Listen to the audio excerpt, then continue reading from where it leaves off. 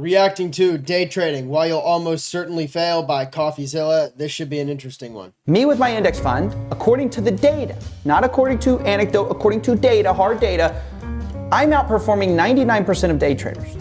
What is poppin', Snake Gang? Today, I want to tell you guys about why you will almost certainly fail at day trading. Now, I made a video yesterday where I kind of memed on some I'm really curious to see the reasons and evidence he's going to give to back this up. Day traders, made fun of them. Literally 2:15 in the afternoon right now. Haven't even eaten nothing all day, man. Trader lifestyle is really difficult. But it surprised me how many of you came back to me and said, oh, no, guru such and such is legit. No, my guru is legit. And I think there's a fundamental disconnect here because as I understand it, day trading is a game that you will almost certainly lose. And it's clear to me that a lot of you guys don't believe that. And maybe that's because of all the marketing that's been going on with these gurus. So I want to set the record. Yeah, so I will make a comment. I do think that the flashy lifestyle that people try to sell on TikTok and all that stuff is very unrealistic for most people. I try to take a more moderate approach to it. You know, I'm a profitable trader, but I'm not making tens of millions every freaking month, right? I'm not ever going to try to portray that, but I make a solid amount of money that I'm happy with. I do have other businesses, so this isn't my main source of income, but I think that it's pretty achievable for many people to have trading as a side source of income once they put in the adequate amount of time to getting good. Straight. Just for a second, set aside your favorite forex trader, your favorite day trader, because they're trying to sell you something. Let's be honest. They're trying to sell you something. They have incentive not to tell you the honest truth about day trading. And maybe even they will tell you, oh yeah, a lot of people lose, but here's why you won't. They'll give some reason for why you're special or why they're special and how they're going to suddenly make you successful, even though the majority of people fail. Most people kind of know that. But let's go over the actual numbers because I think getting familiar with the actual statistics helps people make better informed decisions. I did this with Amazon FBA. When Amazon FBA was all huge, I did a video showing that only 8% of third-party Amazon sellers make even a fry cook's income, guys. That's funny. Like, not a lot of money, just a fry cook's income. Only 8% of third-party Amazon sellers will ever hit those numbers. So in this video, I want to do something similar and just show you how difficult day trading is. And I know a lot of day trading is about that excitement, the hustle, the day trader life. But I think if you get a good grasp of the numbers, if you understand the numbers. Okay, I agree. If part of his point's going to be that it shouldn't be this flashy, hyped up stuff that a lot of these, like, not going to name names, you guys know, some of these TikTok edit people are trying to sell you. Yeah, don't buy into that. It's not probably going to be you.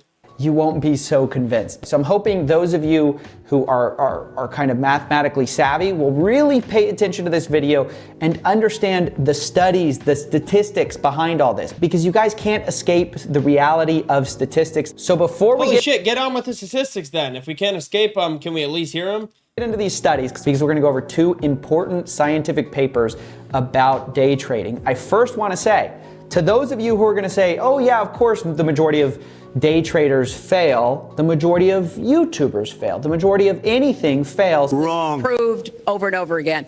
Wrong. The problem with that is that investing is one of those rare kind of domains where you can get all the advantages of investing with basically no effort using something called an index fund, which is what... Yeah, but an index fund is not income. I mean, yeah, you can get dividends if you have enough invested, but day trading is a form of income if you're consistently profitable.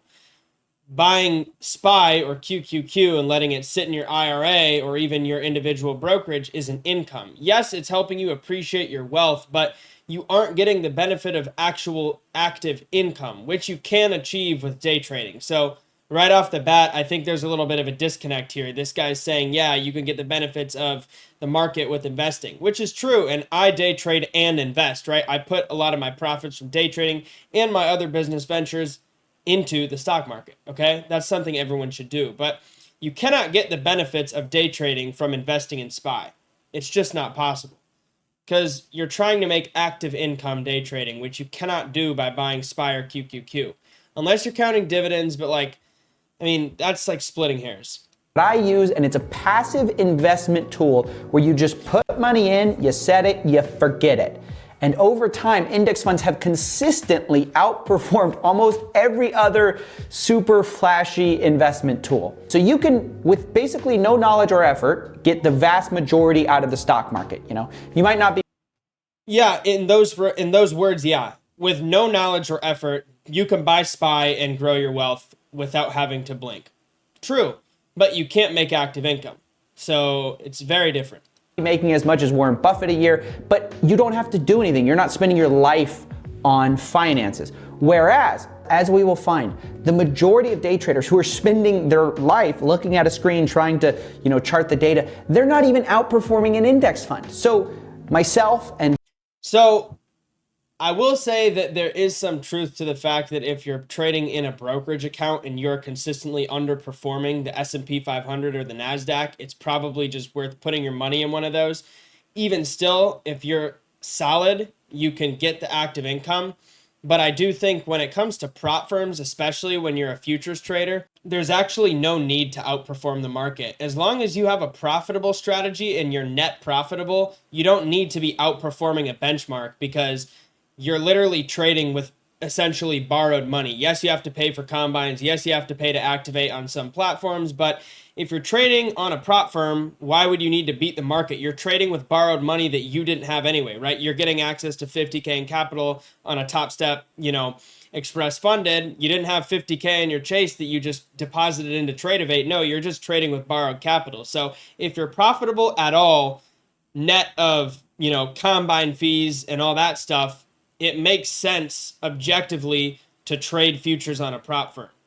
And there's no need to beat the market because the money that you make in payouts, you can just sit in the S&P 500. If this is so, once again, I think this guy's coming at it from an angle where he's trying to appeal to people who don't know anything about trading, almost trying to scare them away, when in reality, if you look at the intricacies of it, especially with prop firms as context, you can start to see how you actually don't need to be beating a benchmark in some cases for trading to make sense, especially if you're profitable at all and you can use it as a source of active income.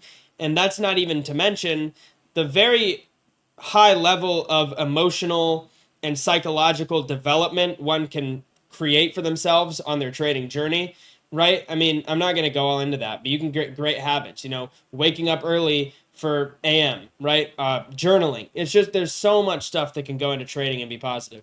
maybe you, if you decide to invest in index funds or whatever you decide to invest in, you can basically be doing nothing and outperforming a vast majority of these day traders who are flashing the Lambo and whatever. You're making more with your index fund. So let's go over the numbers. I want to show you guys in the data. Let's jump in. So the first paper we're going to be looking at is Day Trading for a Living, where they do a brief summary of the literature on day trading, and they explain the following. Study after study has proven that the majority of day traders don't even make a profit. They lose money day trading. Check this.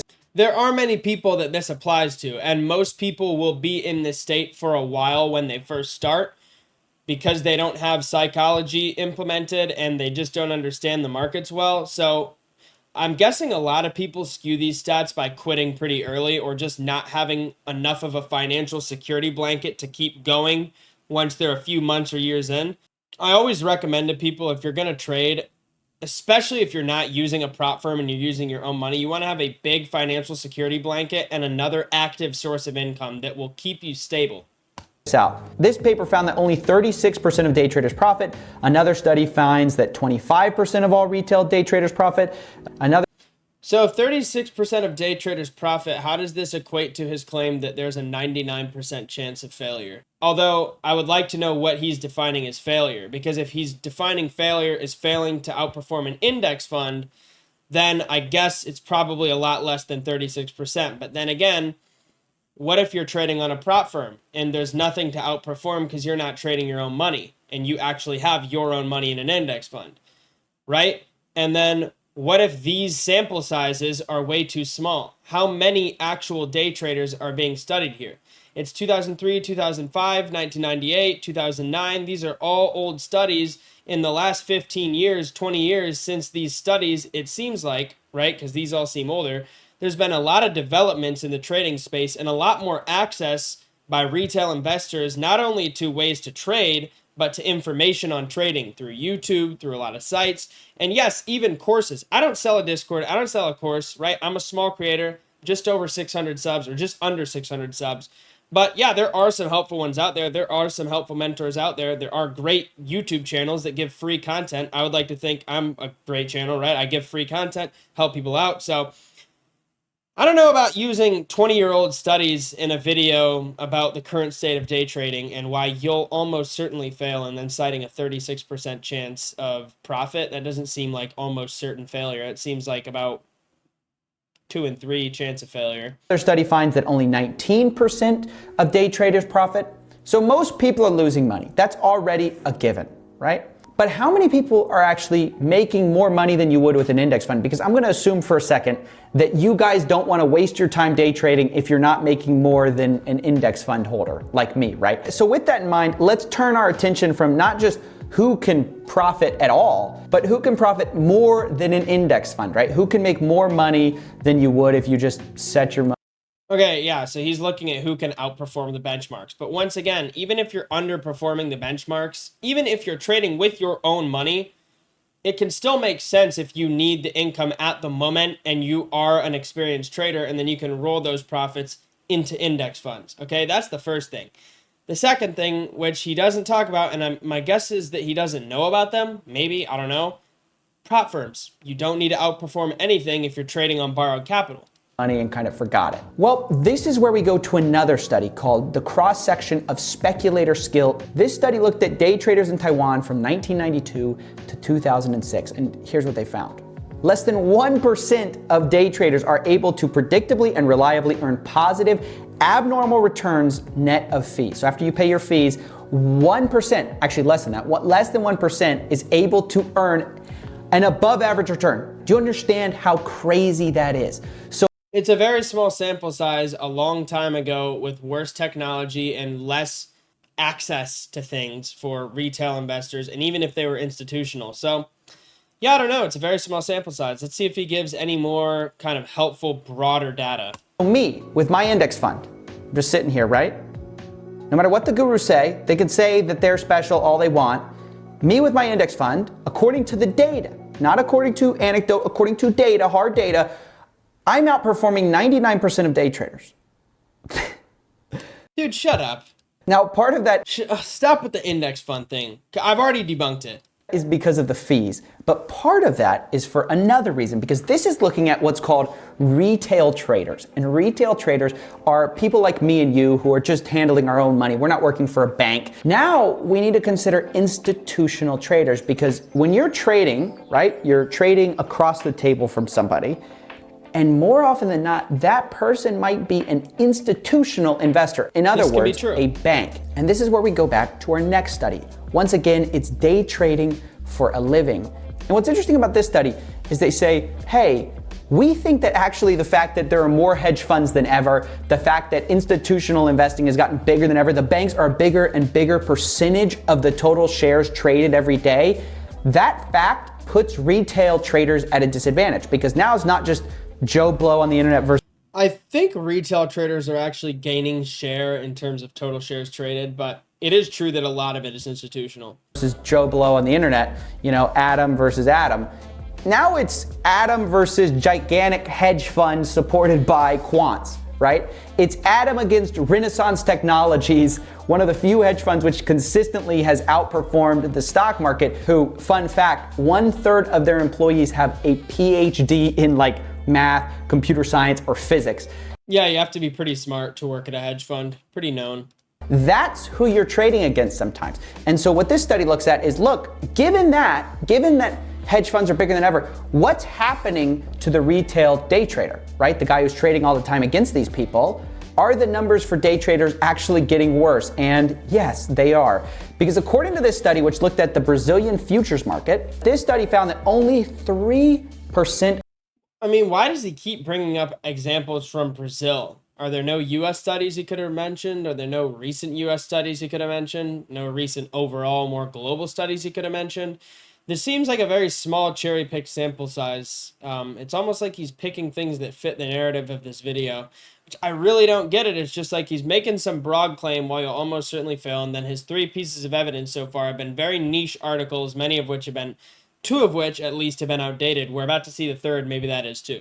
Of day traders were profitable after 1 year. Guys. Yeah, so like 10 years ago. That is insane. In other words, 97% of them lost money.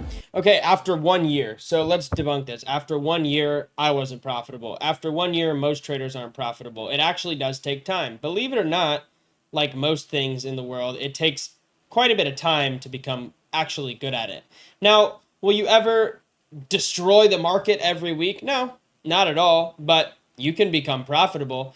And this paper is really clear about who they're trying to convince with the findings. They say this, check this out, quote, "It is now very easy for anyone to enroll in one of the many online courses about day trading or to join live trade rooms in YouTube where traders teach retail investors how to trade in real time. We show that it is virtually impossible for an individual to day trade for a living, contrary to what brokerage specialists and course providers often claim." Snake gang, that is it. Snake gang, that's all you need to know. Period. That totally nails it. Virtually impossible for an individual to day trade for a living, contrary to what brokerage specialists and course providers often claim. And okay, so let's debunk this a little bit. Let's digest this, because in a way, he's actually right on this point. However, the way this should actually be digested, in my opinion, I think is different from the way he wants you to think about it. Given by the title of this video, Why You'll Almost Certainly Fail, we need to look at a few things here. So first of all, what defines failure? Okay, that's the first thing. Second of all, what exactly are the external factors in this equation? AKA, what is your financial situation going into day trading? What other sources of income do you have to give yourself a security blanket and even suppress some of the mental strain that having a bad week or month of trading can have on you, right? So we got to look at those things as well, which I think is why this video is very misleading. Because if he's talking about trading failure in relation to being unable to match or exceed the benchmark, which is the S&P 500, then first of all, he should stop looking at the Brazilian futures market studies. And second of all, he should look at the differences, right? When you're buying SPY, the S&P 500 or VOO, whatever, one of these ETFs that represents the S&P 500, you're not actually making active income. Even if you're getting dividends, you know, those probably aren't going to be huge unless you have just so much money in the index funds that you don't ever have to do anything again because you get so much dividend payout. Okay, that's almost nobody. So first of all, you're not getting active income by buying index funds. Now, I'm not saying you shouldn't buy them. I buy them. But day trading does give you active income if you're profitable at all, that you can put to use right away without waiting, and that you can multiply faster even in other business ventures outside of trading. It gives you access to quicker capital if you are profitable at all. The next thing, if you're taking advantage of prop firms, which are very good and advantageous if you are a profitable trader, I mean, you are going to be in a much better position to have trading make sense for you, which I like prop firms. I use Top Step. I'm not sponsored, none of that. With prop firms, as long as your strategy is net profitable, you can kind of decide on your own time based on your sizing and the time you actually sit in front of the charts, whether it's worth it or not. But it can, in theory, be worth it for anybody that is net profitable after combine costs, activation fees, all that stuff, because you're trading borrowed capital that isn't yours anyway, and you can't do buy and hold on a prop firm. So that being said, if we're looking at it objectively, with the factors in mind of like, does it make sense for you personally, in your opinion, all that stuff, which can be subjective based on how much money you make doing other things, using other parts of your time, it is objectively correct and not failure at all to trade on a prop firm if you have a profitable strategy. It doesn't have to beat the benchmark, just has to be profitable. So he's missing that. He's using studies that are seemingly outdated and kind of random cherry picks. And then he's also talking about failure as if failure is just not meeting the benchmark, which yes, many people can't do, especially if you're trading like options on Robinhood or something. But it's not impossible even for people to do that. It's just difficult. But like I said, he's acting like everything needs to be going perfect for you for trading to make sense. And like everybody's just going to lose. Not true. And I think I would have worded this title very differently. One of my favorite parts about this study is not only do they call out course providers in a scientific paper, but also they say, okay, look, even of the people, the 3% of people who are consistently at least going positive, how much are they going positive, right? How much are they profiting? Is it even possible for the people who are profitable to be profitable enough to be a millionaire or to make all this money, flashy lifestyle, Lambo, whatever? Well, this is where it gets interesting, and it reminds me a lot of our Amazon study, because check this out. In order to make a minimum wage day trading, you have to be in the top 2.7% of day traders. Let me repeat that. 2.7% of day traders, top 2.7. This one's more arbitrary because now he's talking about like minimum wage. Before he was talking about beating the benchmark. You could have a 1-2% return per year day trading, and if you're trading with the $2 or $5 million account, you're still going to be making a shit ton of money. So I don't really get that. Or maybe like a 10 million account, I guess. Whatever you want to say. Like, in order to make a minimum wage. This is worse than Amazon FBA. At least Amazon FBA had 8% of them making a fry cook's income. So I mean, like, now Bezos is looking great compared to day trading. But in order to make the profits of a bank teller, what a bank teller makes, you have to be in the top 0.6% of day traders. Now guys, let's be honest. If you're looking up YouTube videos about day trading, you're not in the 0.6% of day traders. Let's just be real. And let's also be real about the fact that you can enhance your wealth by having a real job and just investing in an index fund. So I hope this really clears up a lot of the confusion about day trading. You know, I think the confusion is this guy's understanding of day trading, quite frankly. I actually think that's what it is. He hasn't mentioned a prop firm once, which is trading on borrowed capital, which means that if you're trading on borrowed capital, there's no need to beat a benchmark to make it worth your time to trade. And so, yeah, that's pretty much all I got. Obviously, a lot of hype around this industry. Even now, scientific papers are calling out course sellers for their fraudulent claims. But guys, at the end of the day, you guys have to look at the data, not at the hype. You have to look at the math, not at the madness. So part of math is getting, like, part of math and all the sciencey stuff he's preaching is getting large sample sizes of currently relevant data and drawing a conclusion based on analyzing a lot of it. 3 sources from 20 years ago about Brazil and Taiwanese day traders is really not going to do it for me. It might work on some people, the shock factor, the scare factor, the title, it might push him away, but I'm telling you, don't listen to people like this. He probably hasn't tried it himself, and if he has, he probably didn't put quite enough work in at all to actually reap the rewards. Hope this has helped you get a better picture of, is day trading right for you? I would go out on a limb and say that it's not right for almost everyone. Most people are better cut out for just passive investing.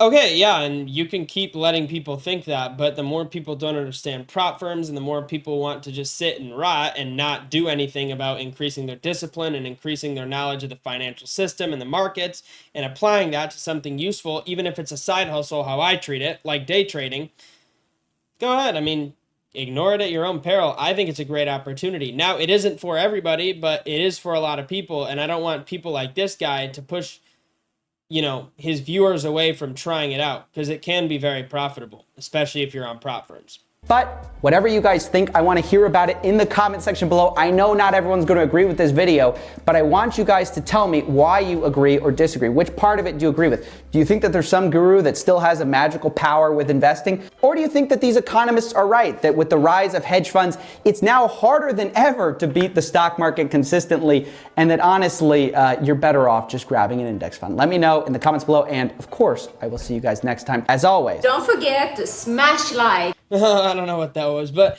we'll just... So, yeah, I mean, it's a misleading video. Simple as that. He doesn't mention a prop firm once, which almost that alone, I guess, could just debunk the entire video. Also, the fact that he doesn't really ever clarify exactly what he defines as a failure. So that's an interesting thing to me. In the first part, he said 36% of traders were profitable net of fees. In the second study, he said that it was about 3 and it was almost impossible. Course seller this, course seller that. The one good message, I guess, in this video that I do agree with is that it is beneficial to buy index funds. I guess he didn't really say it that way. He phrased it more like, don't trade, buy index funds. I would say do both if you are a gifted trader and you give yourself time to get good. But yeah, at least he said good things about index funds, which are a good way to grow your wealth. But yeah, I mean, we'll see what we'll see what you guys think about this video. But like I said, you know where I stand with it. But make sure to like, subscribe if you enjoyed, and also join my free Discord. It's free. I'm not selling you anything. This guy probably thinks I am, but I'm not. Linked in bio, no credit card, no email, nothing like that. But yeah, if you guys enjoyed, like, sub, catch you in the next one. Peace.